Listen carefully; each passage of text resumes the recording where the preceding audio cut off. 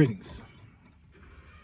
I hope this video finds you well and prosperous. Hey, check this out. I watched a video of some Americans who went to the Philippines. They were over there about, I think they said something like 3 months. Excuse me.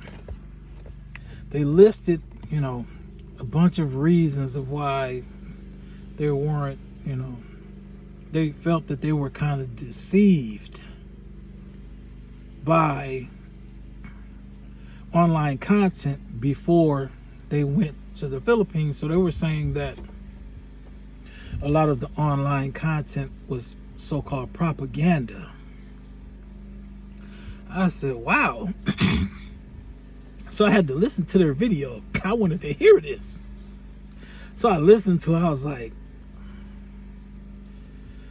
yeah, they were way ill-informed about the Philippines. And even though they had been there for 3 months, they clearly didn't understand what they were getting themselves into when they went to the Philippines. One thing was, okay, if you land in Manila, and that's where you listen, you're not going to see the beautiful nature video, the nature that you see in the vloggers and the online content. That's not going to be in Manila. That's the city, the hustle and bustle. That's the big spot. You have to get away from there and go to the beaches and go to the mountains and the provinces and the places that are so beautiful. And like, you have to go to Baguio and Olongapo, and you need to just you got to get away. But they stayed in Manila, so they were really just basing a lot of things on right there in Manila. And that's another discussion. I go on about that, but here they were talking about the food. I said, yeah, I have to speak on that, because I got married in the Philippines in 1989. My wife is half Filipino and half so-called Black American. So she's Blasian, as they say these days. So my mother-in-law, Filipino. I was introduced to the food. And this couple that was making the video talking about their experience in the Philippines, they were talking a little bit about the food. I said, what? Wait a minute. I knew I had to speak on that. So listen, for those of you who have never been to the Philippines and you plan on going, I'm going to tell you, if you don't know, but if you know, this is going to be confirmation. The foods to safely and enjoy in the Philippines. I mean, like, you can enjoy them where you live in now. You can find somewhere in your local area, your city, your county, or you can enjoy these foods, or you can find the recipes online. But if you're like, okay, a lot of people are like, man, what am I going to eat when I get to a foreign country? I'm going to tell you what you can eat safely. And you're going to enjoy these few things, which actually, if you don't want to, like, some people don't want to adventure too far away from things that they normally eat.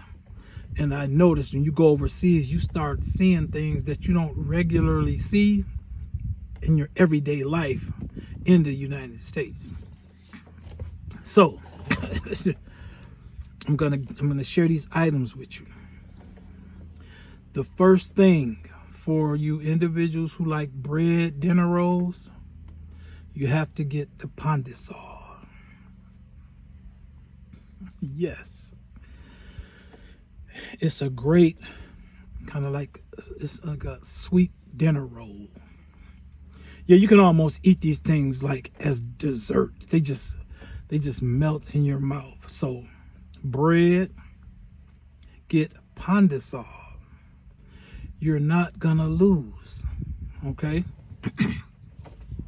For you noodle lovers, you enjoy a nice noodle, like angel hair noodle, you want to try the pancit. Okay, you try the pancit. It has like a a citrusy kind of soy sauce kind of, and then they put the carrots in it, but it's the thin noodles. It's the pancit.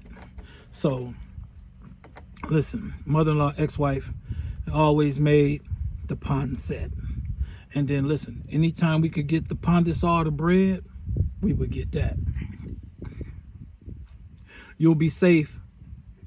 I mean, as far as your taste buds, until you get accustomed to other foods in the Philippines, 'cause there's a lot of other foods. But listen, these ones that I'm speaking on, I enjoyed them so much, I kept them on the menu. So the pan de sal for the bread, the pancit for the thin angel hair noodles, and like I said, they had the veggies in there, and you can get chicken, beef, seafood, whatever your meat preference, or you can just go veggie. Okay, and then you have the lumpia, which is egg rolls. The lumpia a little bit thinner. Traditionally, from what I've experienced, the lumpia is a little thinner than the egg roll. But listen, the lumpia, it kind of puts you in the mindset of almost like a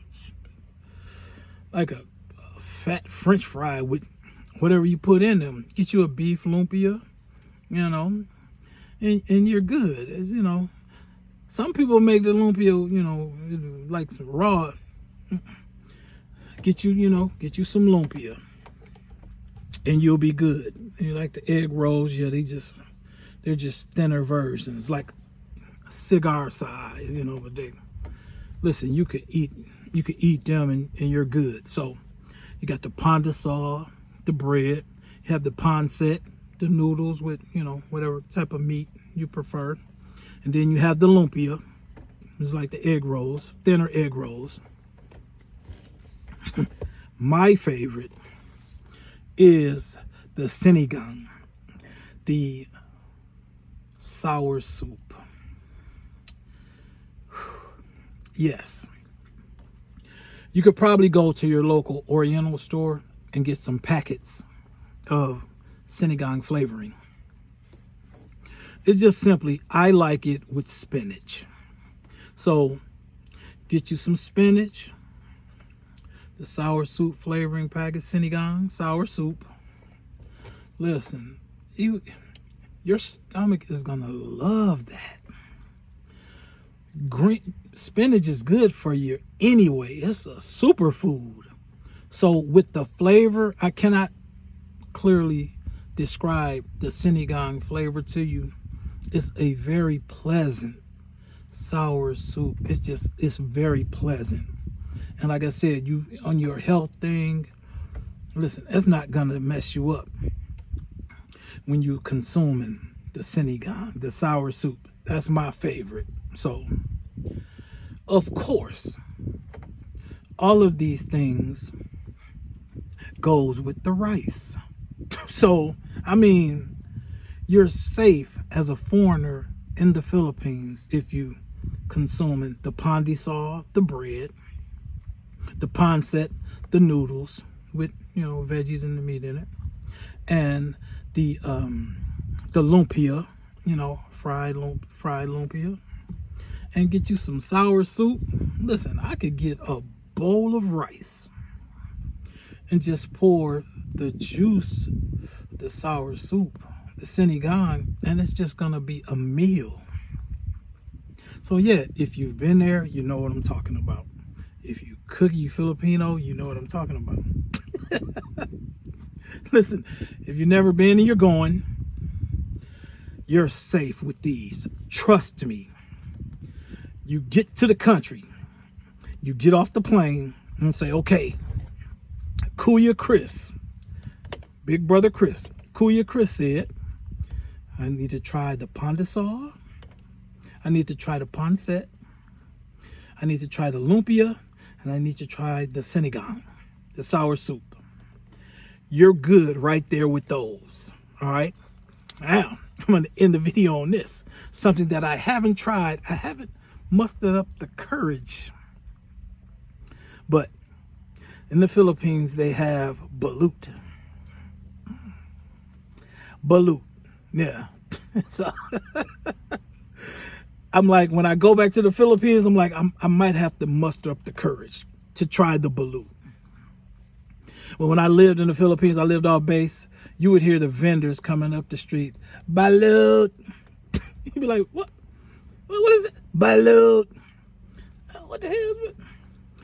It's just it's an egg with the chicken developing in it. And they would just, yeah. Some guys liked it. I just never tried it.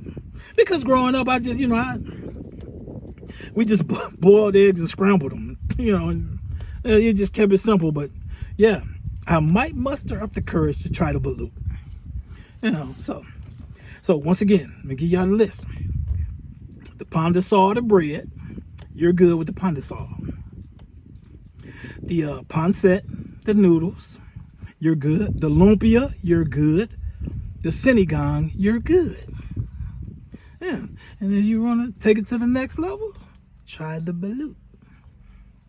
Hey, I'm going to give it to you all later. I appreciate you all watching the channel, and consuming the content. And I like talking about the Philippines because when I left the Philippines, I knew one day I was going to be going back, Lord willing. And I'll be returning soon. Because when I left the Philippines, I said I would have me an apartment or a condo in the Philippines in my retirement age. So I'm almost to that point where I'm already retired, but I'm almost to that point where I'm going to get back over there and start working on that dream and vision as well. So you all enjoy the content and enjoy the Filipino people, culture, country, and their food. Peace.